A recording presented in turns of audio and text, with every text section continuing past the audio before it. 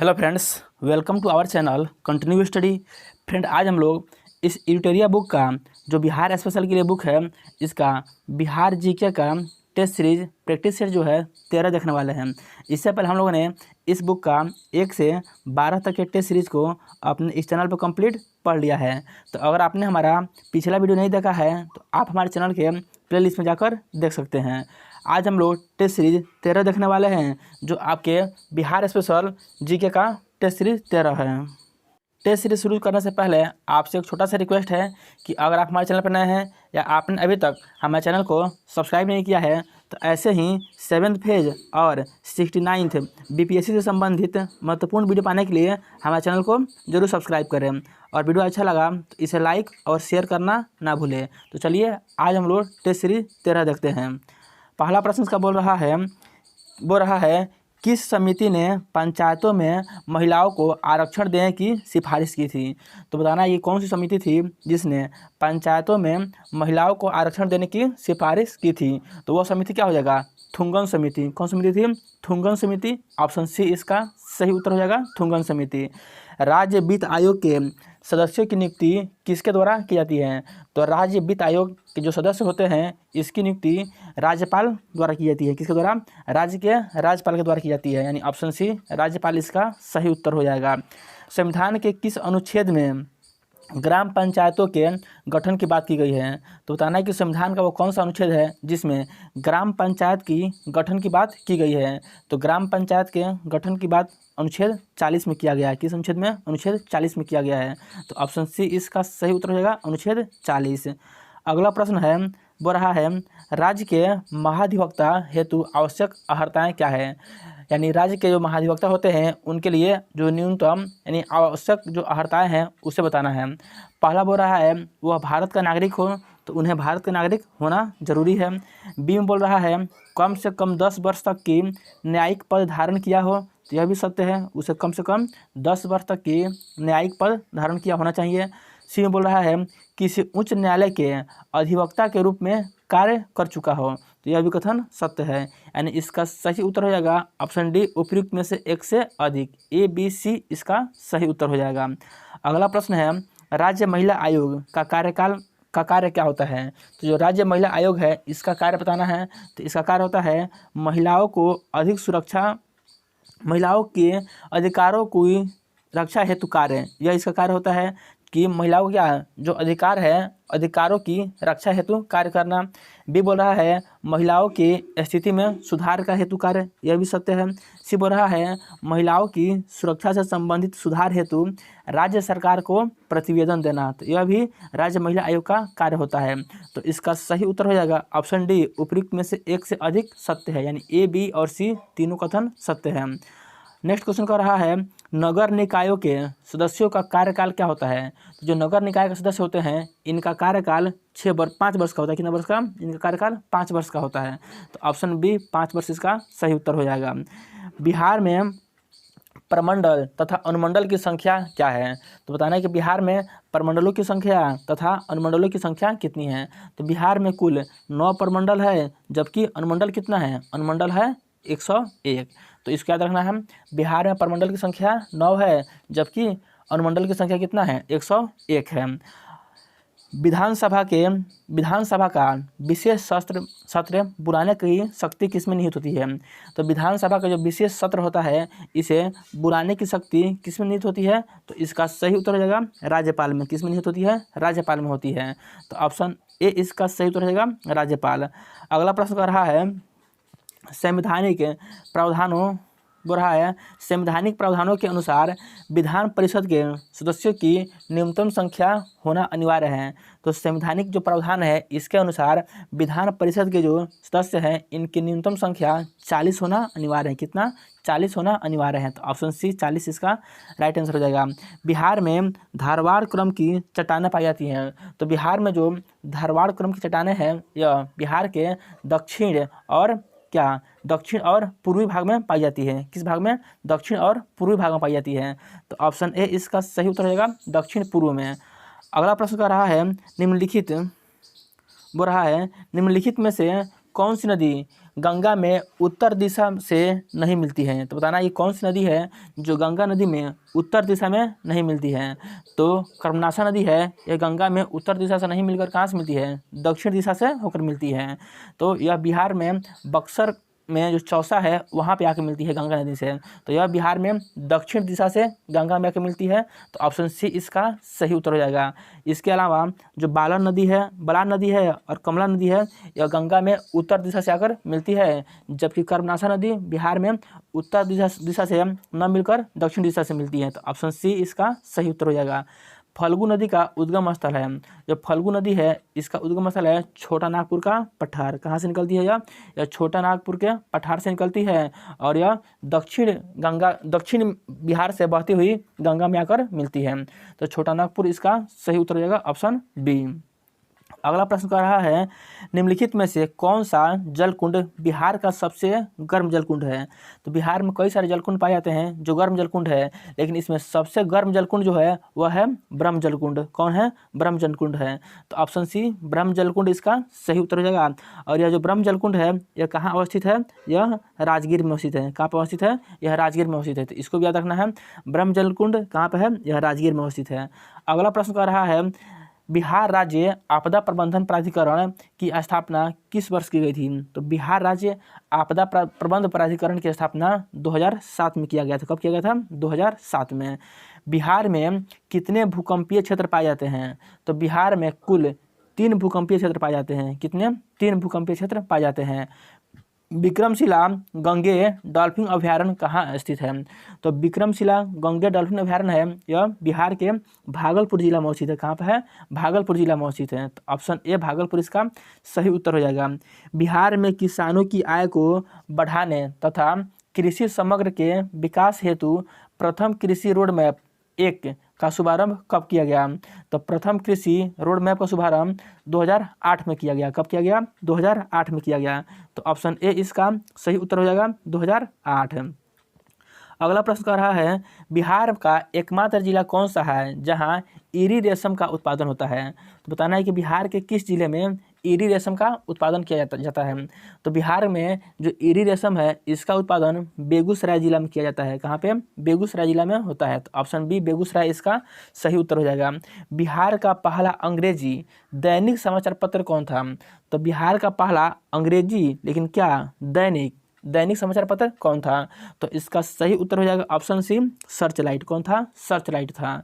महान स्वतंत्रता सेनानी जयप्रकाश नारायण को किस वर्ष भारत के सर्वोच्च नागरिक सम्मान भारत रत्न से सम्मानित किया गया था। यानी बताना है जो जयप्रकाश नारायण को सर्वोच्च भारत रत्न पुरस्कार कब दिया गया था। तो इनको जो भारत रत्न पुरस्कार है वह 1998 में दिया गया था। कब दिया गया था, 1998 में दिया गया था। तो ऑप्शन सी इसका सही उत्तर हो जाएगा 1998 में। अगला प्रश्न कर रहा है, 2011 के जनगणना के अनुसार बिहार में नागरिकीकृत जनसंख्या का प्रतिशत बताना है। तो बताना है कि बिहार में नागरिकीकृत यानी नगर में कितनी प्रतिशत जनसंख्या रहती है। तो इसका सही उत्तर हो जाएगा 11.3%। कितना, 11.3% जनसंख्या जो है वह नगर में रहती है। और इसको 100 में से माइनस कर दीजिएगा तो हो जाएगा 88.7% जो जनसंख्या है यह ग्रामीण जनसंख्या है। कितना, 88.7% जो जनसंख्या है यह ग्रामीण जनसंख्या है, जबकि 11.3% जनसंख्या है यह नगरीय जनसंख्या है। तो ऑप्शन बी इसका सही उत्तर हो जाएगा। अगला प्रश्न कर रहा है, बिहार के अधिकतम जनसंख्या घनत्व वाले जिलों का सही क्रम है। तो बताना है कि बिहार के सबसे अधिकतम जनसंख्या घनत्व वाले जिले का क्रम क्या है। तो बिहार में सबसे अधिक जनसंख्या घनत्व है वह किस जिला में है, सबसे अधिक शिवहर में है, उसके बाद पटना में है, उसके बाद दरभंगा में है। यानी ऑप्शन ए इसका सही उत्तर हो जाएगा शिवहर, पटना, दरभंगा, यही इसका क्रम हो जाएगा। सर्वाधिक पूछेगा और एक जिला का नाम देगा तो क्या हो जाएगा, शिवहर हो जाएगा, उसके बाद पटना हो जाएगा, उसके बाद दरभंगा हो जाएगा। तो इन तीनों जिलों को क्रम से याद रखना है।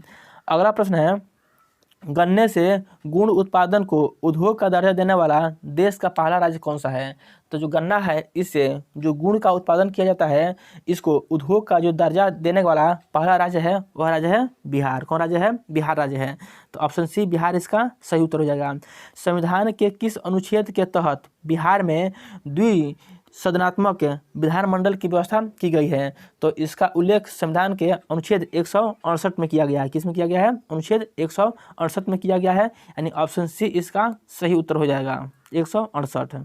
अनुच्छेद 169 है, इसमें विधान परिषद का बात किया गया है, जबकि जो अनुच्छेद 170 है इसमें विधान सभा का बात किया गया है। तो क्या किया गया है, फिर याद रखना है, अनुच्छेद 169 में विधान परिषद का चर्चा है और अनुच्छेद 170 है इसमें विधान सभा का चर्चा किया गया है। तो इसको भी याद रखना है, अनुच्छेद 169 में और अनुच्छेद 170 में क्या कहा गया है।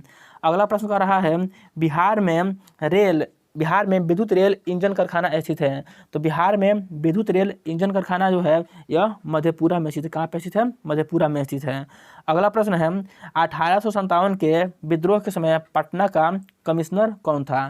तो जब 1857 का विद्रोह हुआ था तो उस समय जो पटना का कमिश्नर था वह था विलियम टेलर। कौन था? William Taylor. पटना में लगान परिषद का गठन कब किया गया? तो पटना में लगान परिषद का गठन 1770 में किया गया। कब किया गया? 1770 ईस्वी में किया गया है। बिरसा मुंडा को कब सोते हुए पकड़ा गया था? यह प्रश्न जो है यह बीपीएससी में पूछा हुआ प्रश्न है। हालांकि ऐसा प्रश्न नहीं पूछा जाना चाहिए था, लेकिन फिर भी बीपीएससी ने इस प्रश्न को पूछा है, तो इसको याद रखना हमारा काम है। तो बोल रहा है बिहार को कब सोते हुए पकड़ा गया था? तो 3 फरवरी 1900 को। कब? 3 फरवरी 1900 को बिरसा मुंडा को क्या सोते हुए पकड़ा गया था? तो ऑप्शन बी इसका सही उत्तर हो जाएगा, 3 फरवरी 1900 को। अगला प्रश्न कर रहा है, 1908 में बिहार प्रादेशिक सम्मेलन में बिहार पृथक प्रांत के गठन का प्रस्ताव किसने रखा था? तो 1908 में बिहार प्रादेशिक सम्मेलन में पृथक बिहार प्रांत के जो गठन था इसका प्रस्ताव मोहम्मद फखरुद्दीन ने रखा था। किसने रखा था? मोहम्मद फखरुद्दीन ने रखा था। बिहार में प्रथम बालिका विद्यालय की स्थापना किसने की थी? तो बिहार में प्रथम जो बालिका विद्यालय है इसकी स्थापना किसने की थी? तो इसका सही उत्तर हो जाएगा श्रीमती अधूर कामिनी देवी। कौन थी? श्रीमती अधूर कामिनी देवी, यानी ऑप्शन ए इसका सही उत्तर हो जाएगा।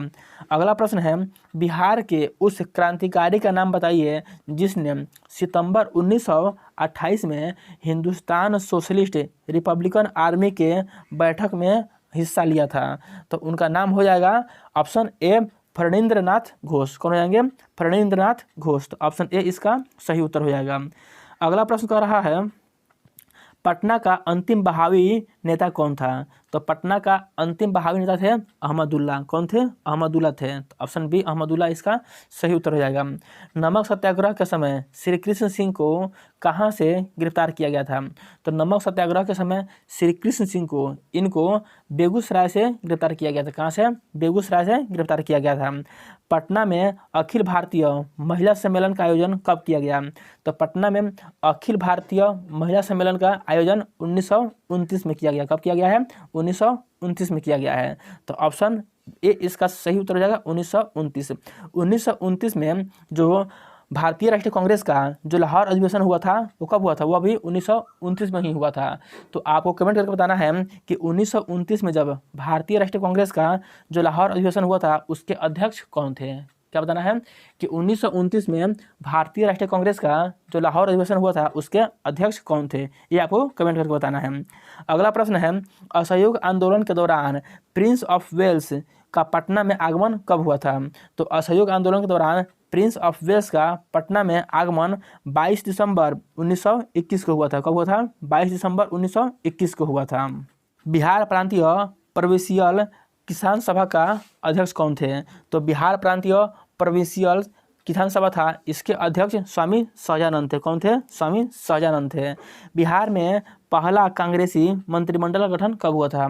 तो बिहार में पहला जो कांग्रेसी मंत्रिमंडल था इसका गठन बताना है कब हुआ था। तो इसका गठन 20 जुलाई 1937 को हुआ था। कब हुआ था? 20 जुलाई 1937 को हुआ था, यानी ऑप्शन सी इसका सही उत्तर हो जाएगा 20 जुलाई 1937 को।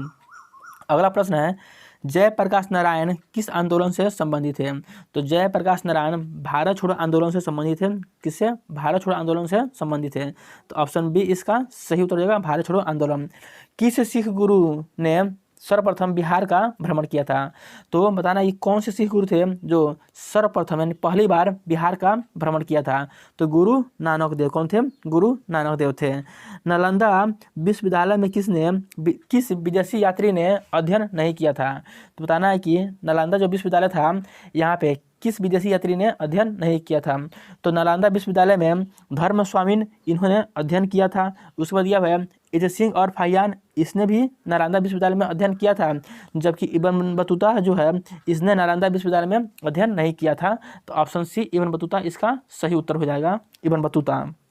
बिहार का शासक मलिक इब्राहिम या मलिक बयाम किस वंश से संबंधित था? तो यह तुगलक वंश से संबंधित था। किससे था? यह तुगलक वंश से संबंधित था।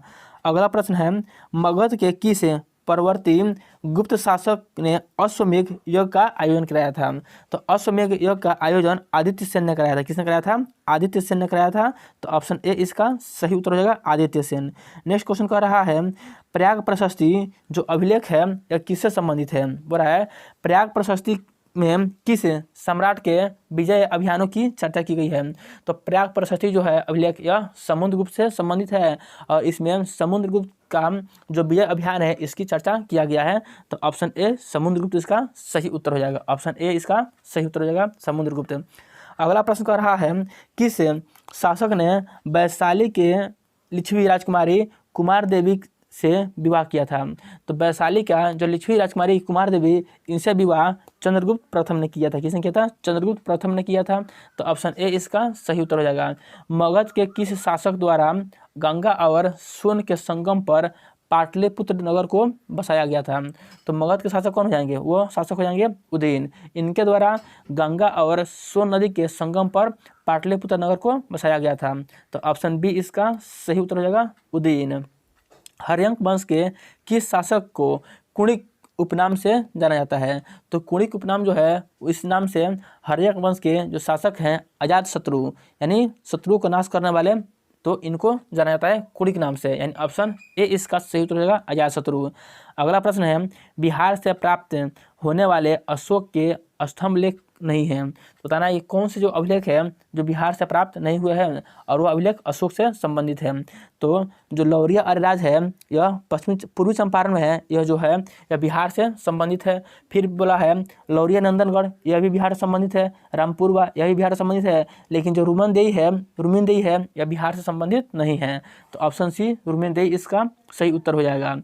अगला प्रश्न कर रहा है मगध के किस शासक को बौद्ध ग्रंथों में उग्रसेन अर्थात प्रचंड सेना का स्वामी कहा गया है? तो उग्रसेन अर्थात प्रचंड सेना का स्वामी किसको कहा गया है? तो महापद्म नंद को। किसे कहा गया है? महापद्म नंद को कहा गया है। तो ऑप्शन बी महापद्म नंद इनका सही उत्तर हो जाएगा। पटना में स्थित गोल घर का निर्माण किस गवर्नर जनरल के काल में हुआ था?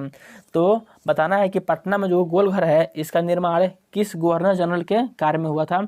तो इसका निर्माण जो है वह लॉर्ड कॉर्नवालिस के कार्यकाल में हुआ था। किसी कार्यकाल में? लॉर्ड कॉर्नवालिस के कार्यकाल में हुआ था। तो ऑप्शन सी इसका सही उत्तर हो जाएगा। तिरहुत के बैनवार वंश का किस शासक ने छत्रछाया में प्रसिद्ध कवि जो विद्यापति थे इन्होंने अपने काव्य की रचना किया था? तो इसका सही उत्तर हो जाएगा शिव सिंह। कौन थे? शिव सिंह के ही छत्रछाया में जो प्रसिद्ध कवि थे विद्यापति, इन्होंने अपनी काव्य की रचना की थी। तो ऑप्शन बी इसका सही उत्तर हो जाएगा। तो फ्रेंड यही आज के स्टेट सीरीज 13 का 50 बिहार से संबंधित अति महत्वपूर्ण प्रश्न था जो आपके आने वाले बीपीएससी 7th एग्जाम और 69th बीपीएससी के लिए बहुत ही महत्वपूर्ण होने वाला है। तो वीडियो आपको कैसा लगा कमेंट करके जरूर बताइएगा। अगर वीडियो अच्छा लगा तो इसे लाइक और शेयर जरूर करें तथा अभी तक आपने हमारे चैनल को सब्सक्राइब नहीं किया है तो हमारे चैनल को जरूर सब्सक्राइब करें और हमसे जुड़कर ऐसे ही बिहार से संबंधित महत्वपूर्ण वीडियो पाते रहें। तो चलिए अब हम लोग इसके टेस्ट सीरीज 14 में मिलते हैं। तब तक के लिए आप सभी को जय हिंद।